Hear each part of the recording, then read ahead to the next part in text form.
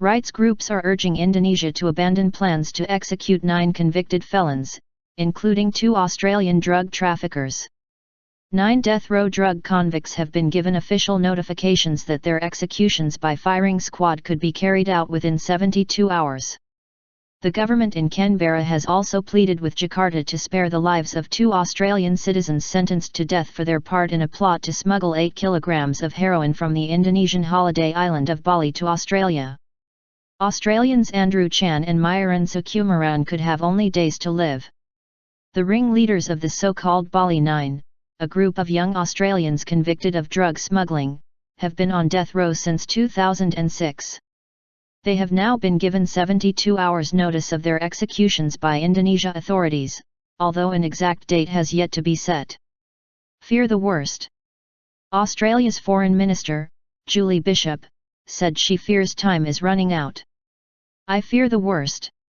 I fear that Indonesia will seek to proceed with the execution of the 2 Australian citizens.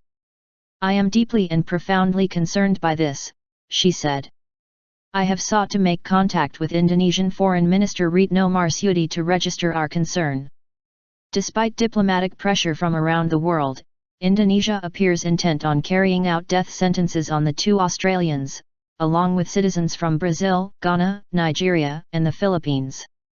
United Nations Secretary-General Ban Ki-moon has appealed to Indonesia to spare the group from execution. Rights groups are also pressing Indonesia to change its mind. Diana Said, a crisis campaigner with Amnesty International, said there is still time for Jakarta to reconsider its stance. It is never too late. Where there is life there is hope.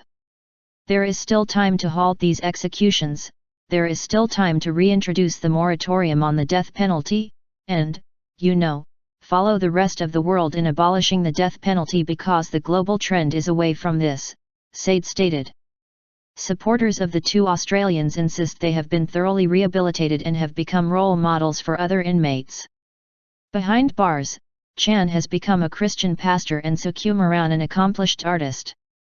Officials in Jakarta said that each of the foreign inmates facing death by firing squad has exhausted all legal avenues of appeal.